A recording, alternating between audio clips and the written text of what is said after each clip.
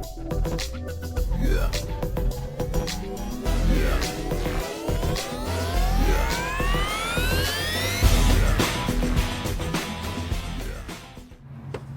What's up, brothers? Hope everybody's doing well out there. Now, the weather was nice.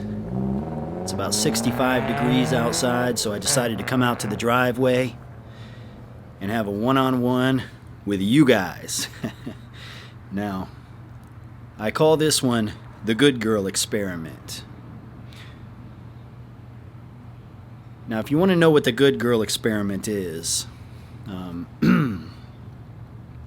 first you have to know how a young lady's life starts when she enters the age of the sexual marketplace. You know, her late teens, early 20s.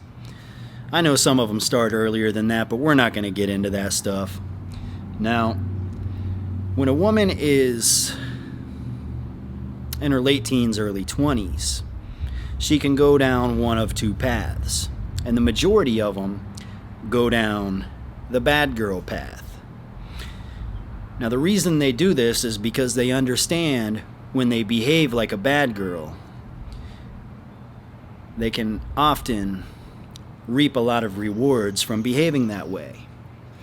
You know, the average female in her late teens or early 20s, you know, her week goes a little something like this.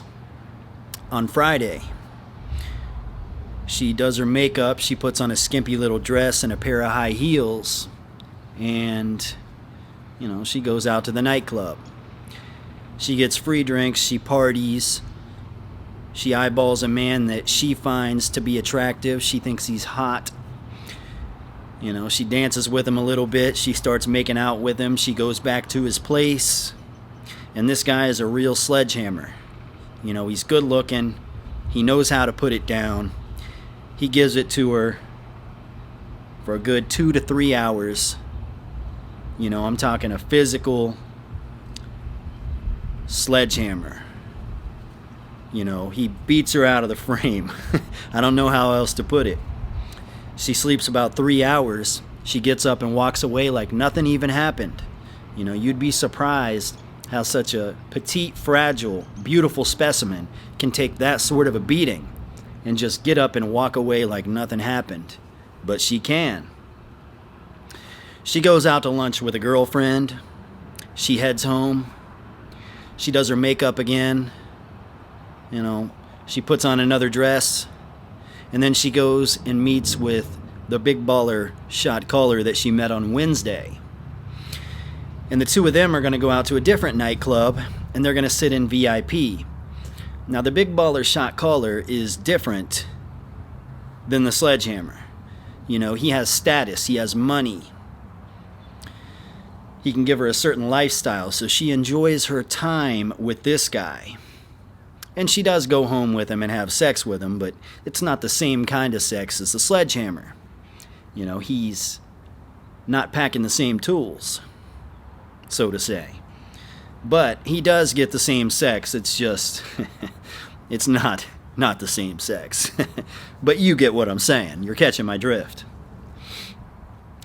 Then she goes home on Sunday, she recovers. Monday through Thursday, she's back to college and the part-time job where, you know, she has a whole circle of betas. You know, guys that she doesn't really consider for sex, but, you know, they'll buy her lunch, give her some emotional support, so on and so forth. You know, but these guys aren't taken seriously. They're not for sex. These guys are just for time occupation, time wasting, free attention, and free lunches. You know, that's about it.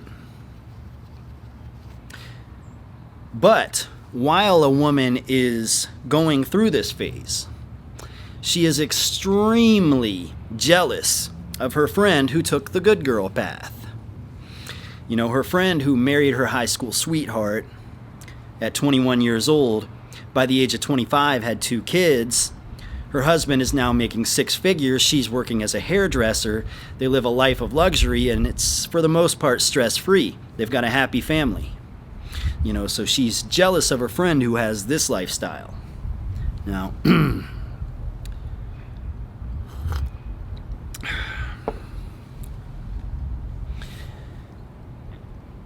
so she begins the good girl experiment. Now, what does this mean? I'll tell you what it doesn't mean. It doesn't mean that she's not still going to get banged out by the sledgehammer on Friday and party it up with the big baller on Saturday. But what it does mean is when she meets you, she is going to create a no-sex narrative. So you're providing all of the boyfriend-like qualities, maybe the same stuff that the baller is doing, but you're not getting the benefits that the sledgehammer's getting. So what she's trying to do here is she's trying to create a serious environment with the no sex narrative. This is her good girl experiment. So she's going to create rules like she doesn't have sex on the first night. Maybe she makes you wait 4 or 5 nights, maybe the first month. Maybe she doesn't have sex until she gets married. Whatever it may be, but she's going to create these rules for you. And get this.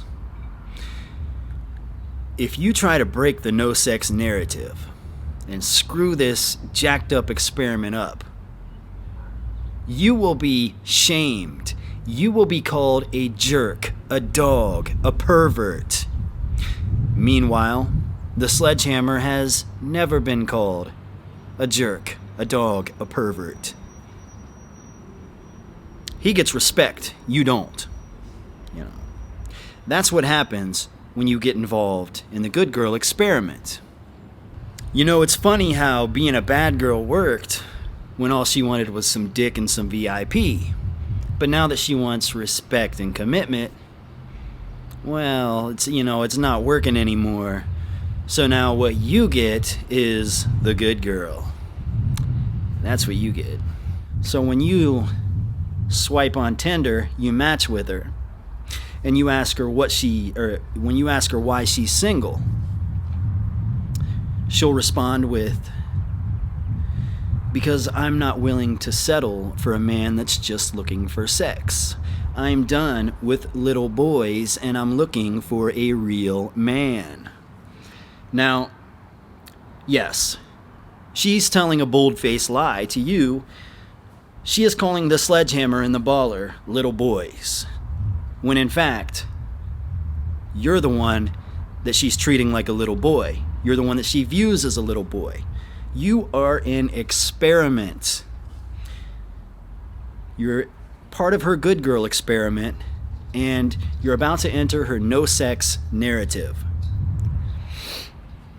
Now, you never want to enter a no sex narrative. Now, that should go without saying. And some of you guys are religious, and you're going to say, well, you're supposed to wait till marriage.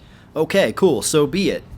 But when those religious books were written, they weren't factoring in this modern social construct that we call marriage today. Back then, an emotional and spiritual bond between a man and a woman was a freaking marriage, okay? A marriage in the modern world is a social construct. It's a contract between you, the woman, and the state, okay? You're signing a contract with the state. It has nothing to do with the relationship that you have with the woman. So, I think a little bit differently on that. The no sex before marriage thing doesn't make sense to me because I don't think marriage is a part of a religion. I think it's a modern social construct. It's like a pagan holiday or something, if that makes sense. Anyways, back to the topic. When a relationship is strictly sex, friends with benefits, booty call, you may find yourself loving the woman at times. You might find yourself hating the woman at times. But the one thing that remains consistent is you always want to fuck her. You have that sort of a bond with her. You like to touch her. You like to be physical with her. You like to be around her. So the sledgehammer has a fairly healthy relationship with the woman. You know, the baller has a semi-healthy relationship with the woman as well. He's just, we'll say tricking. He's running sugar daddy game on her, whatever. But your relationship with her is totally different in this situation, right? You're in the no sex narrative. So your relationship, you're trying to build a bond that doesn't include sex. You know, when you create an emotional bond with somebody and the sexual chemistry never has a chance to evolve or develop, you create a brother and sister type of love. So she is creating a brother and sister type of relationship with you. And in the back of her mind, she thinks she's going to get a wedding ring, a couple of kids, a nice house, and an easy life like her girlfriend's got. And the way that she's going about it is the good girl experiment, the no sex narrative. Now, I think it goes without saying that any man out there that falls into this narrative is going down a very destructive path. That's probably why the divorce rates are so high. When you marry somebody that you don't want to fuck every single night, the relationship is going to struggle because of it. Sex is the glue that holds a relationship together. Now, when you meet a woman, if you're a guy that's going through this, when you meet a woman and you ask her why she's single, when she hits you with the, because all the other guys are looking for sex, I'm looking for something real or something of that nature. Don't tell her you watched an LFA video and he said, I'm just your good girl experiment and I'm not going to do that. I'm not going to play your no sex narrative. Now, I want you to be aware of what's going on, but you don't tell her that. Just respond to her with, what makes you think I'm any different than the other guys? And what you have to understand is she's going to follow up 9 times out of 10 with a shit test. And that shit test is going to be, she's going to say something like, good luck and goodbye. I hope you find what you're looking for. So she's basically saying take it or leave it, and then she's going to walk away. Now, your response every single time to this should be to leave her on red. And one of two things will happen. One, she'll go her own separate way, and she'll find a different beta male to run her no sex narrative, good girl experiment on.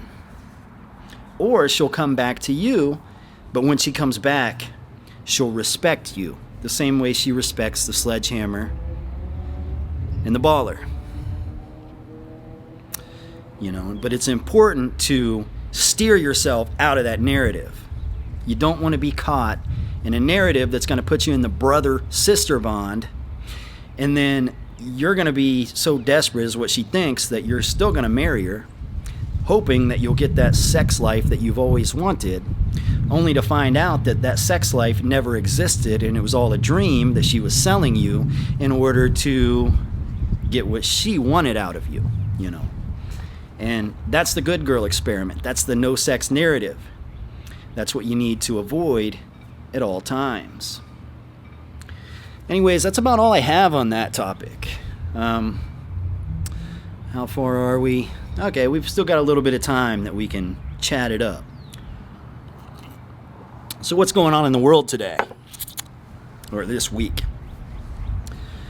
Well, we've got the Governor Cuomo sex scandal is what we'll call it.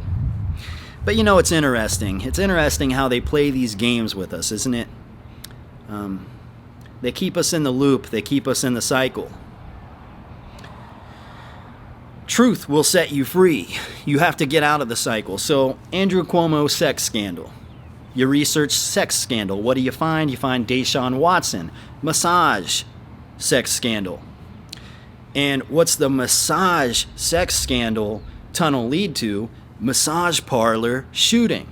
Racism. Okay, that's where they're going to take you, down that tunnel. Now, if you've been paying attention to current events, you'll understand, you can connect the dots and see they're putting you through this circle back in the loop. Circle back in the loop. And they're hitting you with this bullshit. So many people are going to go down these rabbit holes. You got the people on the right going down these alt-right rabbit holes. And trust me, I've seen all this stuff. I've went down these rabbit holes just to see what it's like, and it's not a pretty picture. And then you got the leftists. They're going down their rabbit hole. The victim mindset rabbit hole. The thin skin, I'm offended by everything rabbit hole. That's not a good one to go down either. You want to stay away from that. But they're trying to put you in these circles, keep you in this loop, and keep your emotions going. Whether it makes you angry, happy, sad, they're trying to keep you stuck in that loop. Why? Why do they want you in that loop? I have no idea. All I know is if you want to live a happy life, you got to get the fuck out of that loop. When we talk about current events, it's never what it looks like. What you're getting is a tabloid version of what's really going on. And the tabloid version is designed to fuck with your mind. It's designed to get an emotional reaction out of you. You're not getting the true story. You're getting deflection tactics. You're getting bullshit. So I advise you stay away from it. The truth will set you free, or you can circle back and get stuck in that loop again. It's totally up to you. But I guess that is about it. Nothing really else to talk about.